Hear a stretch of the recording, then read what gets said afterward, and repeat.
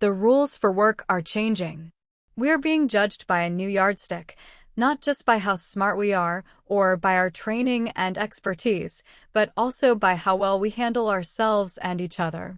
This yardstick is increasingly applied in choosing who will be hired and who will not, who will be let go and who will be retained, who passed over and who promoted. These new rules take for granted that we have enough intellectual ability and technical know-how to do our jobs. They focus instead on personal qualities such as initiative and empathy, adaptability and persuasiveness. To understand why this shift occurred, we must look at the historical context of the late 20th century. Before the 1990s, the corporate world was dominated by the cult of the rational man. Success was measured by SAT scores, IQ tests, and the prestige of one's MBA. However, as the global economy became more interconnected and volatile, technical skills became a baseline, not a differentiator. Daniel Goleman's research revealed a shocking truth. IQ contributes only about 20% to the factors that determine life success, which leaves 80% to other forces. In the professional world, that 80% is largely comprised of emotional intelligence.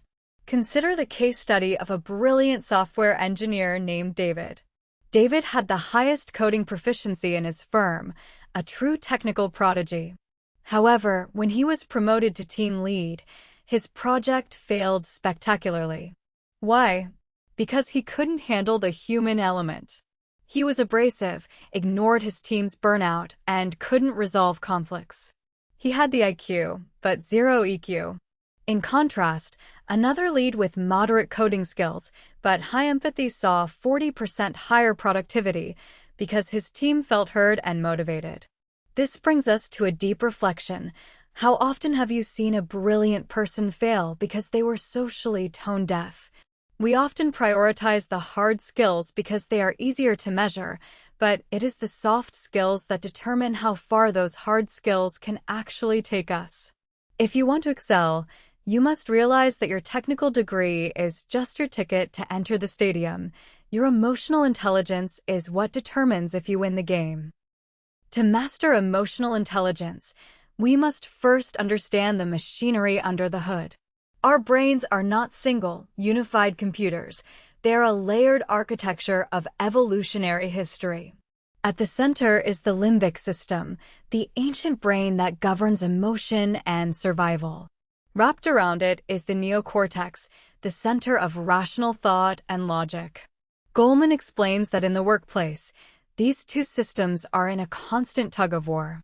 Historically, this biological setup was designed for the savannah, where an amygdala hijack, a sudden flood of fear or rage, saved us from predators. But in a modern office, that same hijack occurs when a boss criticizes our work or a colleague steals our idea. The amygdala doesn't know the difference between a tiger and a tight deadline. When it triggers, it robs the neocortex of resources, making it physically impossible to think clearly or creatively. This is the biological reality of losing your cool. Let's look at a case study from a high-stakes investment bank. During a market crash, one trader began screaming at his assistants, his heart rate skyrocketing to 140 beats per minute. In this state, his brain's executive functions were effectively offline. He made impulsive, disastrous trades that cost millions. His biology had betrayed his intellect. Deep reflection. Think back to the last time you said something in an argument that you immediately regretted. That was your amygdala talking. Professionalism isn't about not feeling these emotions. It's about the speed with which we can recover from the hijack. Goleman posits that the neural pathways for emotional intelligence are different from those for IQ. While IQ is relatively fixed after our teens, the limbic system is capable of neuroplasticity, meaning we can actually train our brains to respond more calmly over time. We are not prisoners of our temperaments, but we must be the architects of our neural responses. Self-awareness is the foundation upon which all other emotional competencies are built. Goleman defines it as a deep understanding of one's emotions, strengths, weaknesses, needs, and drives. People with strong self-awareness are neither overly critical nor unrealistically hopeful. Rather, they are honest with themselves and others. Historically, the concept of knowing thyself has been a philosophical pursuit, but Goleman brought it into the boardroom. He argues that without self-awareness, we are like a ship without a rudder. We make career moves based on status rather than fulfillment, and we are blindsided by our own failures. A person with high self-awareness knows where they are headed and why. For example, consider a case study of a marketing executive named Sarah. She was offered a high-paying promotion that required constant travel and aggressive negotiation. Despite the prestige, Sarah turned it down. Through self-awareness, she recognized that her greatest strengths were in creative collaboration and that she valued work-life balance for her young family.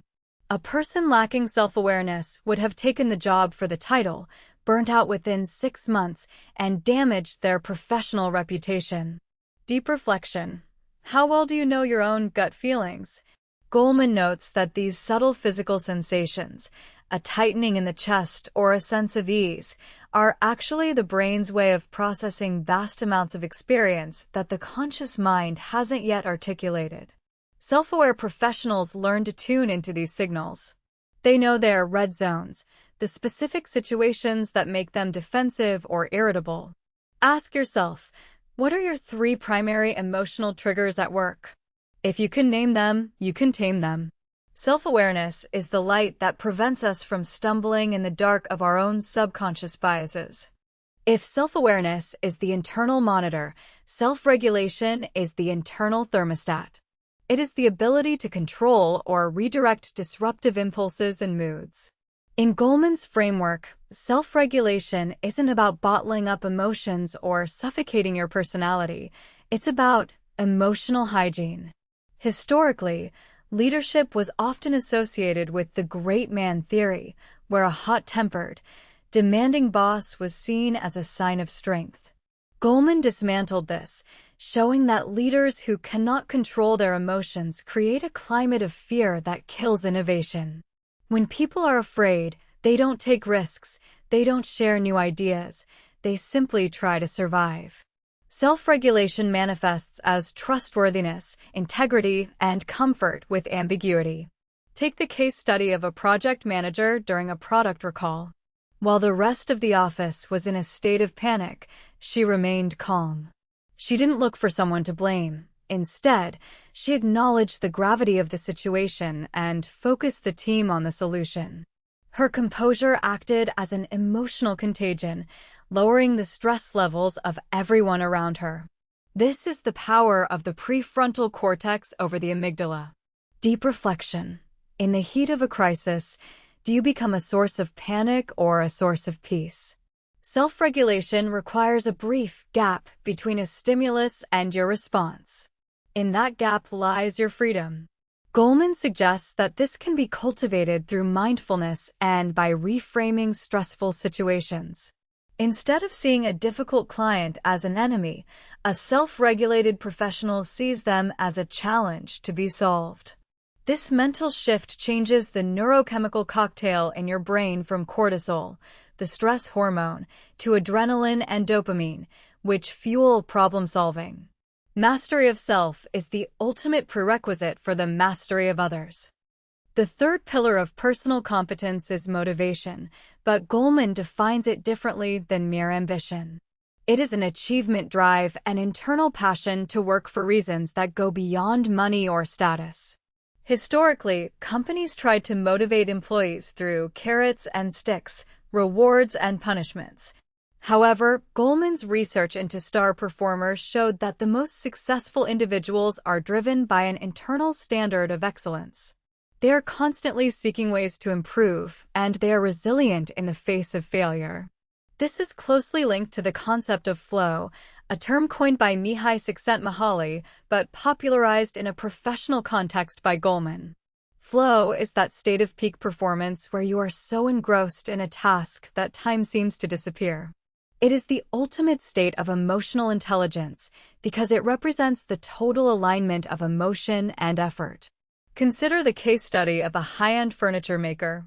He doesn't just build chairs to meet a quota. He is obsessed with the grain of the wood and the precision of the joints. Because he is motivated by the craft itself, he enters flow daily. This state of mind allows him to produce work of such high quality that he has a 2-year waiting list. Deep reflection.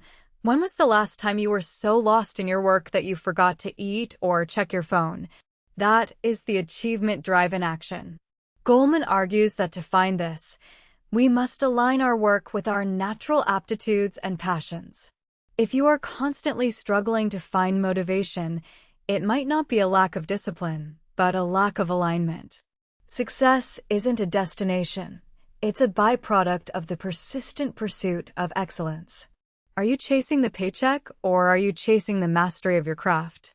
As we move from personal to social competence, we encounter empathy. In a professional setting, empathy is not bleeding heart sympathy. It is the ability to understand the emotional makeup of other people and treating them according to their emotional reactions. Historically, empathy was often dismissed as a feminine or weak trait in the cutthroat world of business. Goleman's work flipped this narrative, proving that empathy is a hard-nosed business tool. In an economy built on service and information, the ability to sense others' feelings is vital for everything from sales to negotiation to global management. It's about sensing what a client is worried about even if they don't say it. Look at the case study of a physician who was technically brilliant but had a high rate of patient complaints. After receiving empathy training, learning to make eye contact, listen without interrupting, and acknowledge a patient's fear, his patient satisfaction scores tripled and his risk of malpractice suits plummeted. His medical knowledge hadn't changed, but his ability to connect had. This is empathy as a functional skill. Deep reflection. Do you listen to understand, or do you listen to respond? Most people are so busy preparing their rebuttal that they miss the emotional subtext of a conversation. Goleman identifies 3 types of empathy: cognitive, knowing what they think; emotional, feeling what they feel; and empathic concern, sensing what they need from you.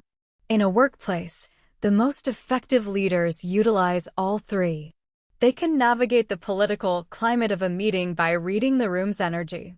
If you want to influence someone, you must first be willing to be influenced by their reality.